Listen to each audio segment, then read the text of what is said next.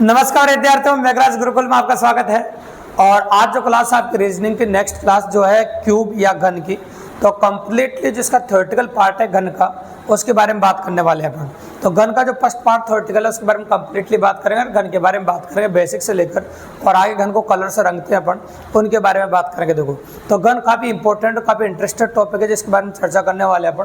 काफ़ी मजेदार वेरिएंट होने वाला है और काफ़ी छोटी छोटी बातें और सब तरह की बातें अपन करने वाले हैं, और घन के बारे में जानकारी अपन हासिल करने वाले हैं। घन क्या होता है, घन क्या नहीं होता है, घन में क्या क्या इंपॉर्टेंट बातें हैं जिनको अपन डिस्कस करने वाले हैं। बोर्ड पे जो आकृति आपको नजर आ रही है इसे बोलते हैं अपन घन। ये घन है आपका, और घन के बारे में अगर प्रैक्टिकली अप्रोच करें अपन, तो अपन कह सकते हैं कि घन की लंबाई भी ए होती है, मतलब लंबाई जो ए है वो भी ए होती है, चौड़ाई भी ए होती है, और ऊंचाई जो होती है वो भी ए होती है। मतलब कह सकते हैं एक घन की लंबाई, चौड़ाई और ऊंचाई तीनों बराबर होती है। एक घन की लंबाई, चौड़ाई और ऊंचाई ये तीनों बराबर होती है, और तीनों को मैंने क्या मान लिया, ए मान लिया आपके सामने। सबसे इंपॉर्टेंट बात अपन ये कह सकते हैं आपके सामने। और क्या क्या काम आता है इसमें, एक घन जो होता है आपका 6 वर्गाकार सतहों से मिलकर बना होता है। मतलब इसमें 6 वर्ग होते हैं, 6 वर्गाकार सतहों से मिलकर बना होता है, ऐसा कह सकते हैं अपन। एक घन जो होता है वो 6 वर्गाकार सतहों से मिलकर बना होता है, मतलब 6 वर्ग होते हैं इसमें, तो 6 वर्गों से मिलकर बना होता है, ऐसा अपन कह सकते हैं। एक घन 6 वर्गाकार सतहों से मिलकर बना होता है, ऐसा अपन कह सकते हैं। ठीक है, और कहीं हम आपके सामने और एनालिसिस कर सकते हैं। इसमें कितने फलक होते हैं, तो एक घन के अंदर अगर हम बात करें टोटल 6 फलक होते हैं। तो 6 फलक को, सरफेस को, सतह को, बात एक ही है, तो 6 फलक होते हैं। आगे का कोने कितने होते हैं, तो आप कह सकते हैं इसमें कोने बोलो, कॉर्नर बोलो, बात एक ही है। इसमें 8 कोने होते हैं। कितने कोने होते हैं, 8 कोने। सुनते रहो, बेसिक चर्चा है इस घन के बारे में। 8 कोने होते हैं, और 8 कोने के बाद बोले भुजाएं कितनी होती है, अंग्रेजी में कोर बोलते हैं। कोर कितनी होती है, तो भुजाएं 12 होती है। एक घन में जो भुजाएं होती है वो 12 भुजाएं होती है। तो घन में भुजाओं के बारे में बात कर ले अपन, टोटल कितनी भुजाएं होती है, 12 भुजाएं एक घन के अंदर होती है। अब क्या क्या और इम्पोर्टेंट बातें काम आती है, एक घन का आयतन काम आता है। घन का आयतन काम आता है, क्योंकि रीजनिंग में जो पढ़ रहे हैं अपन, ये हल्का सा पार्ट मैथमेटिक्स का काम आता है शुरुआत में, और जब तक कलर से नहीं रंगा जाता है तब तक रीजनिंग कॉम्बिनेशन नहीं होता है। तो कलर से रंगेंगे तब जाकर रीजनिंग कॉम्बिनेशन आपको देखने को मिलेगा। तो अपन बात कर रहे हैं आयतन की, और आयतन जो होता है आपका वो भुजा क्यूब होता है। आयतन जो होता है आपको क्या होता है, भुजा का क्यूब। और एक काम आता है आपका संपूर्ण पृष्ठीय क्षेत्रफल। तो एक वर्ग का क्षेत्रफल भुजा का स्क्वायर होता है। ये 6 वर्गों से मिलकर बना है। एक वर्ग का क्षेत्रफल भुजा का स्क्वायर होता है, और ये 6 वर्गों से मिलकर बना है, इसलिए इसका जो क्षेत्रफल होगा वो 6a स्क्वायर हो जाएगा। मतलब इसका संपूर्ण पृष्ठीय क्षेत्रफल जो आपको देखने को मिलेगा वो हो जाएगा आपका 6a स्क्वायर। मतलब संपूर्ण पृष्ठीय क्षेत्रफल जो होगा आपका 6a स्क्वायर हो जाएगा। अब यहाँ पर कई बार क्या होता है, देखो आपको संख्या पूछता है, और संख्या निकालना आसान बात है। देखो, और संख्या निकालना कोई बड़ी बात नहीं है, इसलिए आप कह सकते हैं कि जब भी कभी आप संख्या पूछे, संख्या किसकी पूछेगा, छोटे घनों की। और छोटे घनों की जब संख्या पूछे तो आपको कुछ भी नहीं करना है, बड़े घन के आयतन में छोटे घन के आयतन का भाग लगाना है। जो बड़ा घन है, बड़ा घन का आयतन, मतलब बड़े घन के आयतन में आपको छोटे घन के आयतन का भाग लगाना है। अगर बड़े घन के आयतन में आप छोटे घन के आयतन का भाग लगा देते हैं तो संख्या आ जाएगी भी। तो बेसिक चर्चाएँ देखो, और बेसिक चर्चाएँ पहले जरूरी होती है। तो जब भी कभी आपको बड़ा घन का आयतन दिखाई दे, उसमें छोटे घन के आयतन का भाग लगा दो तो संख्या निकल के आ जाती है भैया। तो संख्या डिनोटेड है, संख्या होनी चाहिए। इस प्रकार से पॉसिबल है आपके सामने। ठीक है, तो चलो एक एग्जांपल ले लेते हैं, उससे क्लियर हो जाएगा। शुरुआत है तो छोटी छोटी बातें तो एग्जांपल लेना बनता है। वो देखिए एग्जांपल क्या है, एक 27 सेंटीमीटर भुजा का लकड़ी का एक टुकड़ा, जिसकी भुजा कितनी है, 27 सेंटीमीटर। मतलब बड़े घन की भुजा कितनी होगी आपकी, 27 सेंटीमीटर। एक 27 सेंटीमीटर भुजा के घनाकार लकड़ी के टुकड़े में से 3-3 सेंटीमीटर भुजा के कितने छोटे घन काटे जा सकते हैं। एक 27 सेंटीमीटर भुजा के घनाकार लकड़ी के टुकड़े में से 3-3 सेंटीमीटर भुजा के कितने छोटे घन काटे जा सकते हैं। 3-3 सेंटीमीटर भुजा के कितने छोटे घन काटे जा सकते हैं। ठीक है, तो बड़े घन की भुजा दे रखी है, संख्या आपसे पूछिए तो निकाल ही सकते हैं, कोई दिक्कत की बात नहीं है। संख्या बड़े घन की भुजा 27 है, आयतन क्या होता है, भुजा क्यूब 27 गुणा 27 गुणा 27, और छोटे घन की भुजा कितनी तरह के 3 गुणा 3 और गुणा 3। तो बड़े घन के आयतन में छोटे घन के आयतन का भाग लगा दिया, संख्या आ जाएगी। और आप काट सकते हैं, कोई बड़ी बात नहीं, 3 से काट दीजिए, ये 9 बार कट गया, फिर 3 से काट दीजिए वापस, 3 बार कट गया, फिर 3 से 3 काट दो। अगर आप 27 को 27 से गुणा कर देंगे तो आपका आंसर आ जाएगा भी, और आंसर आएगा आपका 729। मतलब 3-3 सेंटीमीटर जाके 729 छोटे घन काटे जा सकते हैं। 3-3 सेंटीमीटर जाके 729 छोटे घन काटे जा सकते हैं, ऐसा कह सकते हैं अपन। बिल्कुल सिंपल सी बात है, इसमें कोई बड़ी अप्रोच मुझे नज़र नहीं आ रही है। तो ये जो अपन ने शुरुआत में जो पहले पेज पर आपको बताया है, ये घन के बारे में बेसिक जानकारी है। तो देखो मैंने आपसे थोड़ी देर पहले भी कहा है कि जब तक कलर से नहीं रंगा जाए तब तक इसमें कलर कॉम्बिनेशन नहीं होता है, और तब तक रीजनिंग कॉम्बिनेशन होता भी नहीं। अब अपन टाइप नंबर फर्स्ट या कंडीशन नंबर फर्स्ट अप्लाई करेंगे इस घन की, जिसमें हम कलर से रंगे, तब जाके क्वेश्चन की जो ब्राइटनेस है, पॉसिबिलिटी बनेगी, वो तब जाके अच्छी देखने को मिलेगी आपको। तो सबसे पहली कंडीशन या पहली टाइप अपन इस्तेमाल कर रहे हैं, और पहली टाइप अपन कह रहे हैं आपके सामने, जब घन की प्रत्येक सतह पर समान रंग हो। क्या कह रहे हैं अपन? जब घन की प्रत्येक सतह पर समान रंग हो। जैसे मान ले घन लिया मैंने, ऐसा छोटा सा ले लेते हैं, ये घन लिया, इसकी प्रत्येक सतह पर समान रंग हो। मतलब कह सकते हैं प्रत्येक जितनी भी सतह है उसमें समान रंग होना चाहिए। अगर प्रत्येक सतह पर पीला रंग है तो पीला ही होना चाहिए, यूँ कह सकते हैं। मतलब जितनी भी सतह दे रखी है, अगर सब पर पीला है तो पीला ही होना चाहिए। मतलब जितनी भी 6 सतह है तो 6 पर अगर हम पीला ले रहे हैं तो पीला ही लो सब पे, मतलब यूँ समझो पूरा पीला ही हो, आप ऐसा कह सकते हैं। तो मैंने ये तो कहा जब कि प्रत्येक सतह पर समान रंग हो, समान रंग का मतलब होता है कि पूरा घन ही पीला हो। इस प्रकार से कह सकते हैं प्रत्येक सतह पर समान रंग हो। तो समान रंग का मतलब सबको मैंने पीले रंग से रंग दिया, या फिर किसी हरे रंग से रंग दो, तुम्हारी मर्जी पड़े, जो एक कलर का इस्तेमाल कर सकते हैं आप, कोई बड़ी बात नहीं। और यहाँ पर सबसे ज़्यादा जरूरत पड़ेगी इसमें, जब घन की प्रत्येक सतह पर समान रंग हो या एक ही रंग का प्रयोग हो, तो सबसे पहले एन की जरूरत पड़ती भी। एन क्या होता है आपका?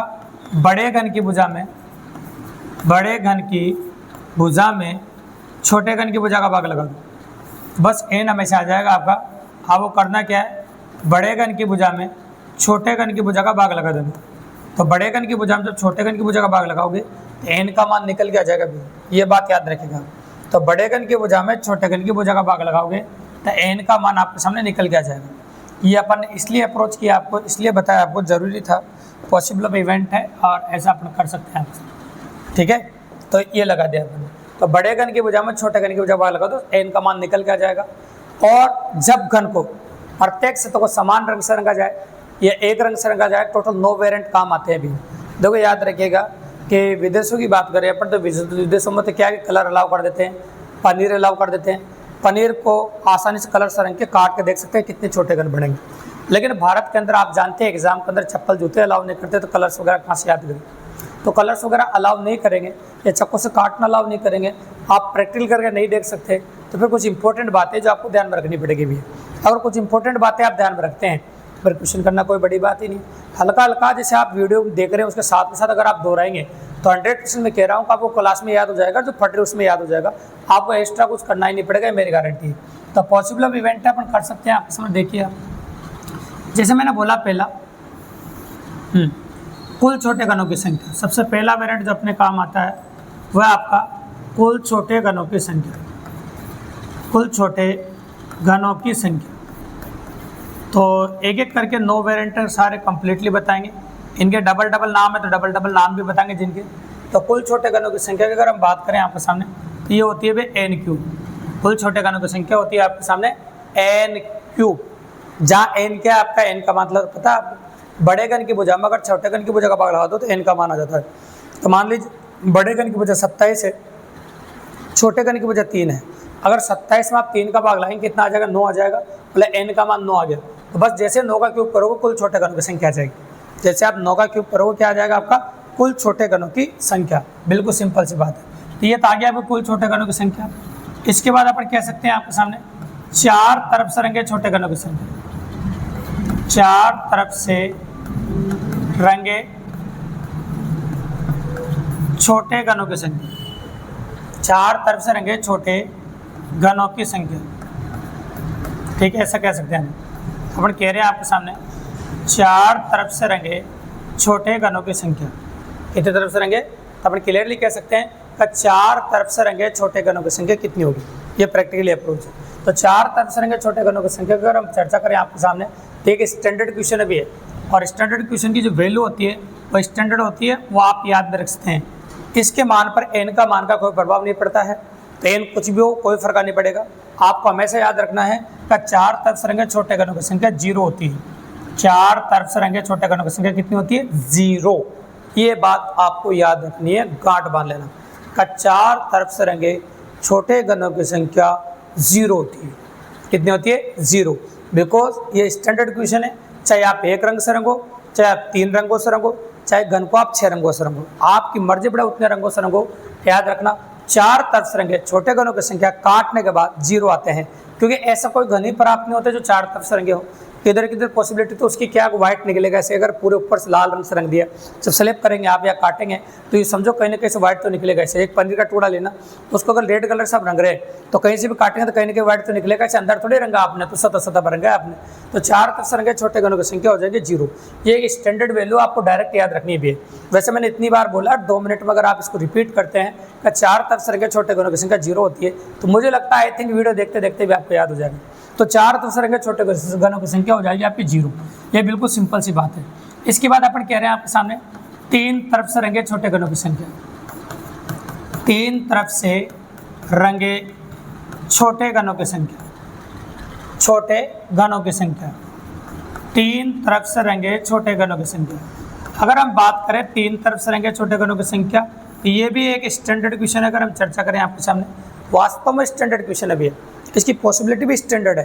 3 तरफ से रंगे छोटे घनों की संख्या जो होती है वो भी एक स्टैंडर्ड वैल्यू है 8, जो आपको याद रखना पड़ेगा। याद रखिएगा, चाहे एक रंग से रंगो, चाहे 3 रंगों से रंगो, चाहे आप 6 रंगों से रंगो, उस बात से कोई फर्क नहीं पड़ता है। 3 तरफ से रंगे छोटे घनों की संख्या हमेशा 8 ही होती है। देखिए स्टैंडर्ड क्वेश्चन है, चाहो तो आप याद रख सकते हैं। और मन में 2-4 बार बुलाओ, तो अगर बोलोगे आप और आप वीडियो को देखते देखते साथ में देखेंगे ना, तो मेरी गारंटी है एक बार मन में ध्यान रहने के बाद तुम लाइफ में नहीं बोलोगे। पर तो आपका ध्यान थोड़ा क्लास के ऊपर ही होना चाहिए, जो बोल रहे हैं अपन उस पर एकदम करेक्टली अप्रोच होना चाहिए आपको। तो 3 तरफ से रंगे छोटे घनों की संख्या जो होती है आपकी वो 8 होती है। 3 तरफ से रंगे छोटे घनों की संख्या जो होती है वो कितनी होती है आपकी? 8। बिल्कुल सिंपल सी बात है। तो अपन कह सकते हैं आपके सामने 3 तरफ से रंगे छोटे घनों की संख्या जो होती है वो आपकी 8 हो जाएगी। कितने जाएगा बताओ? 8। ये बिल्कुल सिंपल अप्रोच लिए अपन ने और काफ़ी इजीली अपन कर रहे हैं। तो 3 तरफ से रंगे छोटे घनों की संख्या वो ले ली अपन ने 8। ये आपको स्टैंडर्ड वैल्यू आपको ध्यान रखनी पड़ेगी, बिल्कुल सिंपल सी बात है। अब 3 तरफ से रंगे छोटे घनों की संख्या के बाद आता है आपका 2 तरफ से रंगे छोटे घनों की संख्या। 2 तरफ से रंगे छोटे घनों की संख्या, छोटे घनों की संख्या। तो अपन बात कर रहे हैं अपन 2 तरफ से रंगे छोटे घनों की संख्या। ये फॉर्मूले पे डिपेंड करता है, ये n के मान पर भी डिपेंड करता है और ये निकलता है भुजाओं से।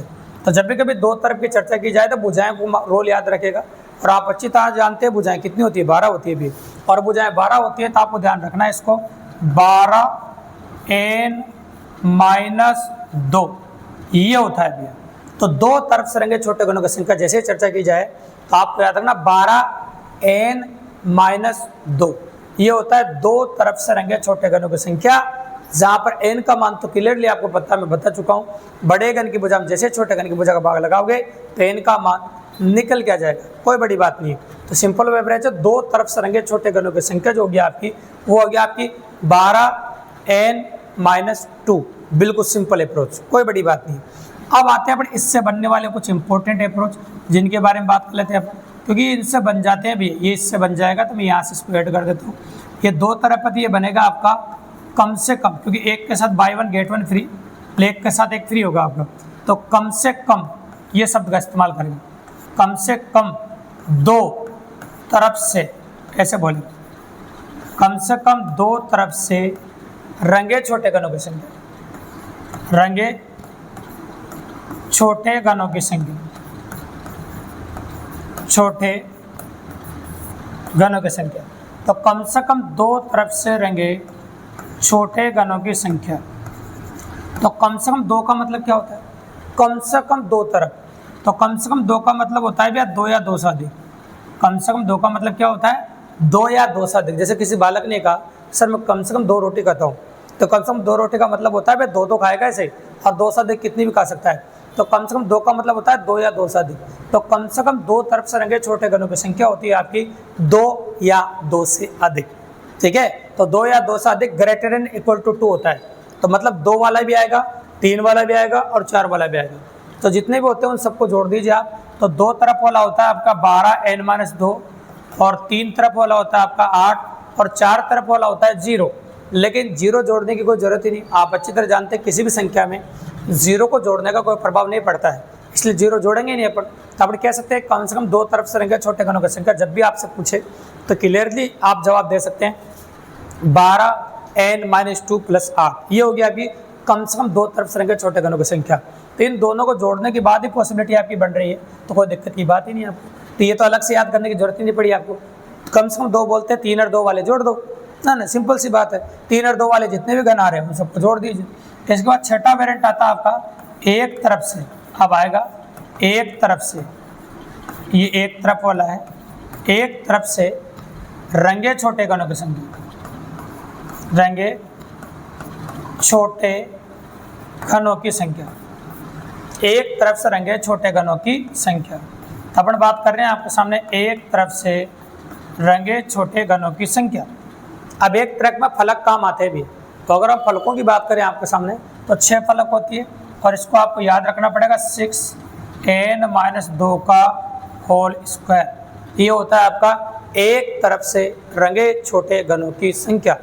एक तरफ से रंगे छोटे घनों की संख्या होती है 6n-2 का होल स्क्वायर। तो अपन क्लियरली कह सकते हैं कि एक तरफ से रंगे छोटे घनों की संख्या होगी आपकी 6n-2 का होल स्क्वायर, 6n-2 का होल स्क्वायर, ऐसा कह सकते हैं। तो 6n-2 का होल स्क्वायर एक तरफ से रंगे छोटे घनों की संख्या होती है। क्लियरली आप लोग, जो बिल्कुल सिंपल सी बात है। एक तरफ से रंगे छोटे घनों की संख्या होगी आपकी 6n-2 का होल स्क्वायर। ये हो गया आपका। अब यहाँ से एक और बन जाएगा, जैसे उससे एक बना था इससे एक बन जाएगा, जैसे वहाँ कम से कम 2 तरफ वाला था, इससे बन जाएगा कम से कम एक तरफ से रंगे छोटे घनों की संख्या। तो कम से कम शब्द का इस्तेमाल यहाँ भी कर सकते हैं अपन ने बोला कम से कम एक तरफ से, कम से कम एक तरफ से रंगे छोटे घनों की संख्या, रंगे छोटे घनों की संख्या। ये आ गया कम से कम एक तरफ से रंगे छोटे घनों की संख्या। अब कम से कम एक का मतलब तो आप समझ रहे हैं, एक या एक से अधिक। कम से कम एक का मतलब एक या एक से अधिक, मतलब ग्रेटर देन इक्वल टू 1, मतलब एक भी आएगा। किसी बच्चे ने कहा मैं कम से कम एक रोटी खाता हूँ, इस लाइन से समझे वो एक तो खाएगा, इसे एक से ज़्यादा उसकी इच्छा उतनी खा सकता है। तो ग्रेटर देन इक्वल टू 1 है, एक वाला भी आएगा, एक वाला है, 2 वाला भी आएगा, 3 वाला भी आएगा, 4 वाला भी आएगा। और 4 वाला 0 है, उसको जोड़ने की जरूरत नहीं। तो आप कह सकते हैं 6n-2 का होल स्क्वायर, ये 2 वाला 12n-2 और ये 3 वाला 8, इन सबको जोड़ दीजिए। तो कम से कम एक तरफ से रंगे छोटे घनों की संख्या हो जाएगी आपकी 6n-2 का whole square plus 12n-2 plus 8। तो 6n-2 का whole square plus 12n-2 plus 8, ये हो गया आपका कम से कम एक तरफ से रंगे छोटे घनों की संख्या। तो कम से कम एक तरफ से रंगे छोटे घनों की संख्या आपके सामने निकल के आ रही है 6n-2 का whole square plus 12n-2 plus 8।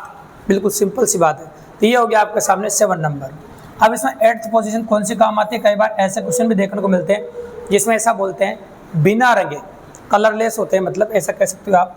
तो बिना रंगे ऐसा कह सकते हैं, बिना रंगे, या बिना रंगे नहीं कहो तो अगर हिंदी में एक और शब्द होता है रंगहीन बोल सकते हो। बिना रंगे कहो या क्या कह सकते हो, रंगहीन। बिना रंगे या रंगहीन या कलरलेस, ये कलरफुल नहीं है, ये कलरलेस है, मतलब ऐसे गन जिन पर कोई कलर नहीं हो। तो बिना रंगे या रंगहीन छोटे घनों की संख्या। तो काटने के बाद क्या होगा, देखो कितने प्राप्त होंगे, छोटे घनों की संख्या। ठीक है, छोटे घनों की संख्या, बिना रंगे या रंगहीन छोटे घनों की संख्या। ये होती है बे n-2 का होल क्यूब। ये भी n के मान पर कंप्लीटली डिपेंड करता है। तो यहाँ पर n का मान रख सकते हैं बड़े घन की भुजा में, छोटे घन की भुजा का भाग लगा दो। ठीक है, तो बिना रंगे या रंगहीन छोटे घनों की संख्या जब भी आपसे पूछा जाए तो क्लियरली आप अप्रोच कर सकते हैं n-2 का होल क्यूब। तो बिना रंगे या रंगहीन छोटे घनों की संख्या n-2 का होल क्यूब। बिना रंगे या रंगहीन छोटे घनों की संख्या आप कह सकते हैं n-2 का होल क्यूब। बिना रंगे या छोटे घनों की संख्या आप कह सकते हैं n-2 का होल क्यूब, करेक्टली पॉसिबल है। तो कोई बड़ी अप्रोच नहीं, बिल्कुल सिंपली अप्रोच कर रहे हैं, ऐसा अपन कह सकते हैं आपके सामने। एंड लास्ट और सबसे इंपॉर्टेंट चीज, एक बड़े घन को अधिकतम कितनी बार काटा जाएगा। तो अपन कह सकते हैं एक बड़े घन को एक लिमिट होती है वो काटने की, वैसे थोड़ी कि पनीर ले लिया और उसको काटते जा रहे, अरे भुर्जी बन जाएगी ज़्यादा काटोगे तो, है ना। तो एक बड़े घन को अधिकतम कितनी बार काटा जाए, तो ये लिमिट है काटने की भी, उससे ज़्यादा बार काटोगे तो घर ही नहीं रहेगा, एकदम जैसे पनीर का टुकड़ा लिया तो भुर्जी टाइप बन जाएगा, तो बिल्कुल बारीक हो जाएगा, तो घन कहाँ रहेगा फिर, है ना। एक बड़े घन को अधिकतम कितनी बार काटा जाए, अधिकतम कितनी बार काटा जाए, एक बड़े घन को अधिकतम कितनी बार काटा जाए, ठीक है। तो एक बड़े घन को अधिकतम काटा जाएगा भाई 3n-1 बार। तो गांठ बांध लेना कि एक बड़े घन को अधिकतम कितनी बार काटा जाए, एक बड़े घन को अधिकतम 3n-1 बार काटा जाएगा। अगर आप बड़े घन की चर्चा करें तो एक बड़े घन को अधिकतम 3n-1 बार आप काट सकते हैं। ये तो मैंने बताया अप्रोच आपको, अगर कभी बड़े घन को काटने की बात आए तो इतनी बार आएगा n का मान रख के, इससे ज़्यादा बार आप बड़े घन को काट ही नहीं सकते, और काटने की कोशिश करोगे तो फिर वो घन रहेगा ही नहीं, तो कोई मतलब ही, जब घन ही नहीं रहेगा तो फिर मतलब क्या रहा उस चीज़ का, ठीक है। तो देखो ये तो बता दिया मैंने आपको इस प्रकार की अप्रोच, लेकिन इनमें कमी रह गई भी है। और कमी क्या रह गई कि कई एग्जाम आजकल बहुत शातिर और काफ़ी चालाक हो गए भी, तो वो क्या करते हैं कि इस प्रकार के प्रश्नों को नाम बदल बदल के देते हैं। जब नाम बदल बदल के देते हैं तो कई बच्चों को ये सब कुछ पढ़ने के बाद भी क्वेश्चन सोल्व नहीं होता। उसका कारण क्या है कि इनके जो अलग नाम है वो दे देते हैं, ये तो है आपके रखे नाम उस हिसाब से आधार पर, और होते हैं काटने के आधार पर। तो काटने के आधार पर 4 ऐसे जिनके नाम होते हैं, जैसे अपन कहें 3 तरफ से रंगे छोटे घनों की संख्या, इन्हें बोलते हैं शीर्ष घनों की संख्या। 3 तरफ से रंगे छोटे घनों की संख्या क्या बोलते हैं अपन, शीर्ष घनों की संख्या। तो कई बार शीर्ष घनों के नाम से आ जाता है भी, और बच्चे कन्फ्यूज होते रहते हैं, ठीक है। तो 3 तरफ से रंगे छोटे घनों बोलते हैं शीर्ष घनों की संख्या, शीर्ष घनों की संख्या। तो कई बार अगर ये पूछ लिया आपसे कि शीर्ष घनों की संख्या बताइए, तो डरने की जरूरत नहीं है और परेशान होने की जरूरत भी नहीं है, क्योंकि 3 तरफ से रंगे छोटे घनों को शीर्ष घन बोलते हैं। शीर्ष से काटे जाते हैं, ये काटने के आधार पर है, तो शीर्ष से काटे जाते हैं इसलिए इनको शीर्ष घन बोलते हैं। तो 3 तरफ से रंगे छोटे घनों की संख्या हमेशा 8 होती है, या शीर्ष घनों की संख्या हमेशा 8 होती है। और 2 तरफ वालों को बोलते हैं मध्य घनों की संख्या। 2 तरफ वाले को बोलते हैं मध्य घन, क्या बोलते हैं इनको, मध्य घनों की संख्या। ये बीच में से काटे जाते हैं भी, ये काटने के आधार पर नाम है इनका, तो बीच में से काटे जाते हैं इसलिए मध्य घन बोलते हैं इन्हें। तो जब भी कभी बोलते हैं 2 तरफ से रंगे छोटे घन बताओ, और मध्य घन को तो 2 तरफ से रंगे छोटे घन बोलते हैं, तो घबराने की बिल्कुल जरूरत नहीं है। तो 2 तरफ से रंगे छोटे घन बोलो या मध्य घन बोलो, बात एक ही। तो मध्य घनों की संख्या बोले या 2 तरफ से रंगे छोटे घनों की संख्या बोले, बात एक ही होती है, अलग अलग नहीं है। तो बिल्कुल सिंपल सी बात है और काफ़ी इजीली अपन कर सकते हैं। अब आ जाओ एक तरफ से रंगे छोटे घनों की संख्या। तो एक तरफ वालों को बोलते हैं केंद्रीय घन, एक तरफ वालों को बोलते हैं केंद्रीय घनों की संख्या। इसका एक और नाम एक तरफ वालों का केंद्रीय घनों की संख्या, इसे बोलते हैं केंद्रीय घनों की संख्या। मतलब ये केंद्र से काटे जाते हैं, और केंद्र से काटे जाते हैं बीच में से, इसलिए बोलते हैं केंद्रीय घनों की संख्या। ये काटने के आधार पर डिफरेंट नाम है। अब बिना रंग वालों का भी नाम है अंत केंद्रीय घनों की संख्या, ये बिल्कुल अंदर से काटे जाते हैं, इसलिए इनको बोला जाता है अंत केंद्रीय घनों की संख्या। इन्हें बोला जाता है अंत केंद्रीय घनों की संख्या। तो ये तो हो गया शीर्ष घनों की संख्या, ये हो गया आपका मध्य घनों की संख्या, ये हो गया केंद्रीय घनों की संख्या, और बिना रंगे वाले हो गए अंत केंद्रीय घनों की संख्या। तो इनके डबल डबल नाम याद रखने भी है। 3 तरफ वालों को शीर्ष घन बोलते हैं, 2 तरफ वालों को मध्य घन बोलते हैं, और आपका एक तरफ वालों को बोलते हैं केंद्रीय घन, और बिना रंगे वालों को बोलते हैं अंत केंद्रीय घनों की संख्या। तो ये बहुत जोरदार चीज़ जो बोर्ड पर आपको दिखाई दे रही ना, ये बहुत जोरदार चीज़ है। अगर आपको ध्यान में रह गई ना, तो एक तरफ से जब घन को प्रत्येक सतह को एक रंग से रंगा जाए, उस क्वेश्चन काफ़ी इजीली अप्रोच कर सकते हैं। बट अब ये जितनी भी पॉसिबिलिटीज बोर्ड पर लिख रही है ना, ये सारे क्वेश्चन के रूप में हो सकती है एग्जाम के अंदर। तो याद रखना, जब भी कभी इस प्रकार का प्रश्न आता है ना, तो क्वेश्चन की आखिरी लाइन बदलती भी है और कुछ भी नहीं बदलता है, और आखिरी लाइन में इन नॉर्मल से कोई सा वेरिएंट हो सकता है, और नाम बदल के भी हो सकता है या फिर सेम नाम के साथ भी हो सकता है। तो चलो मैं एग्जाम्पल बता देता हूँ, ताकि एक तरफ से रंगे छोटे घनों से एक घन की प्रत्येक सतह को एक रंग से रंगा जाए, तब ऐसा क्वेश्चन आ जाए तो कभी गलत नहीं हो आपका। तो चलो मैं एक एग्जाम्पल ले लेता हूँ और उससे आपका सारा बात क्लियर कर देता हूँ। तो एग्जाम्पल ले लेते हैं बड़ा, और एक एग्जाम्पल में सब कुछ ले लेंगे। देखो सुन, तो मैंने बोला एक बड़ा घन है जिसकी भुजा 5 सेंटीमीटर है। लैंग्वेज सुनना, क्वेश्चन बहुत प्यारा क्वेश्चन है। एक बड़ा घन है जिसकी भुजा 5 सेंटीमीटर है। उसकी प्रत्येक सतह को पीले रंग से रंग दिया जाता है। तत्पश्चात उसको 1-1 सेंटीमीटर के छोटे घनों में काटा जाता है। 1-1 सेंटीमीटर के छोटे घनों में काटा जाता है, ऐसे मैंने कहा। तो बताइए, अब तो बताया करके तो 9 क्वेश्चन है, तो बताया करके तो 9 क्वेश्चन में कोई सी भी लैंग्वेज का इस्तेमाल कर सकता है, और उनमें से जो भी लैंग्वेज का इस्तेमाल करेगा वो आप आंसर कर सकते हैं। तो चलो सबसे पहले क्या निकालेंगे अपने एन का मान। तो एन का मान आप निकाल सकते हैं। तो बड़े घन की भुजा कितनी है आपकी 5, और छोटे घन की भुजा कितनी 1। तो 5 में 1 का भाग दे कितना है 5। तो एन का मान जो इस्तेमाल करना है आपको 5 इस्तेमाल करना है। अब एक में ही मैं आपको 9 क्वेश्चन बताता हूँ, वैसे एग्जाम में एक ही क्वेश्चन आएगा भी। अब एक 9 में से कोई सा भी ले सकते, लास्ट लाइन कुछ भी हो सकती है। तो मैंने पूरी लाइन तो बोली दी, अब क्वेश्चन की आखिरी लाइन में हम कोई सा भी इस्तेमाल कर सकते हैं। तो पहला क्वेश्चन मैं बोल रहा हूँ आपको सामने, कुल छोटे घनों की संख्या बताइए। तो कुल छोटे घनों की संख्या की अगर हम चर्चा करें तो एन का मान कितना है यहाँ पर 5, और आप जानते हैं कुल छोटे घनों की संख्या n क्यूब होती है। तो 5 का जो क्यूब हो जाएगा आपका, वो हो जाएगा आपका 125। ये आपका पहले क्वेश्चन का जवाब है। कुल छोटे घनों की संख्या होगी आपकी n क्यूब, मतलब आ गया 25। क्वेश्चन नंबर 2 अपन ने कहा था 4 तरफ से रंगे छोटे घनों की संख्या बताइए, और एक स्टैंडर्ड क्वेश्चन है, आपको अच्छी तरह बताया कि कोई से भी कलर से रंग हो, कोई से मान भुजा का हो, इसमें कोई प्रभाव नहीं पड़ता है। तो 4 तरफ से रंगे छोटे घनों की संख्या हमेशा 0 होती है, ये बात गांठ बांध लें। इसके बाद आ जाता है अपन 3 तरफ से रंगे छोटे घनों की संख्या। ये भी एक स्टैंडर्ड क्वेश्चन था, मैंने कहा था आपसे कितने भी रंगों से रंगो, भुजाओं की वैल्यू कुछ भी हो, तो 3 तरफ से रंगे छोटे घनों की संख्या हमेशा 8 होती है। तो ये 3 तरफ से रंगे छोटे घनों की संख्या कहो चाहे शीर्ष घनों की संख्या कहो, हमेशा 8 होती है। ठीक है, ये क्लियर अप्रोच कर सकते हैं अपन। इसके बाद अपन कहें चौथा क्वेश्चन, 2 तरफ से रंगे छोटे घनों की संख्या। तो 2 तरफ से रंगे छोटे घनों की संख्या मैंने ये बताई थी आपको। ठीक है, यहाँ पर n का मान रख सकते हैं आप, और n का मान जो है आपका वो कितना है 5। तो 5 - 2 कह सकते हैं आप, 3 हो गया। तो 12 तिया हो जाएगा आपका 36, मतलब 2 तरफ से रंगे छोटे घनों की संख्या जो निकल के आएगी वो आ जाएगी आपकी 36।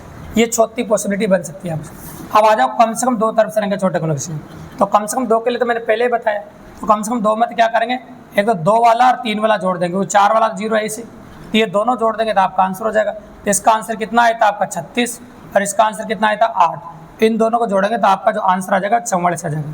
तो कम से कम 2 तरफ से रंगे छोटे घनों की संख्या जो हो जाएगी आपकी वो 44 हो जाएगी, आप कह सकते हैं आपके सामने। तो कम से कम 2 तरफ से रंगे छोटे घनों की संख्या वो होगी आपकी 44। इसके बाद कह सकते हैं 1 तरफ से रंगे छोटे घनों की संख्या। तो 1 तरफ से रंगे छोटे घनों की संख्या आप जानते हैं 6n - 2 का होल स्क्वायर होता है। जहाँ n का मान आपको बताइए, n का मान कितना रखना है 5। तो 5 - 2 का होल स्क्वायर हो गया। 5 - 2 कितना होता है 3, है ना, और 3 का स्क्वायर कितना होता है आपका 9। 9 छंग कितना हो जाएगा आपका 54। 9 छंग कितना हो जाएगा आपका 54। बिल्कुल सिंपल सी बात है, इस प्रकार से अपन कर सकते हैं। तो ये हो गया 9 छंग 54। ये 6वां वेरिएंट हो गया आपका, और 7वां वेरिएंट है ना, वो इन तीनों पर डिपेंड करता है अभी। अब तीनों पर डिपेंड कैसे करता है, देखो इसमें 1 तरफ वाला भी आएगा आपका, ये 2 तरफ वाला भी आएगा, और 3 तरफ वाला बना। इन तीनों को जोड़ देंगे, देखो तो तीनों जोड़ सकते हैं। 1 तरफ वाला कितना होगा 54, 2 तरफ वाला कितना है आपका देखिए 36, और 3 तरफ वाला कितना है आपका 8। जब इनको जोड़ोगे तो 98 हो जाएगी। जोड़ेंगे तो कितना हो जाएगा आपका 98।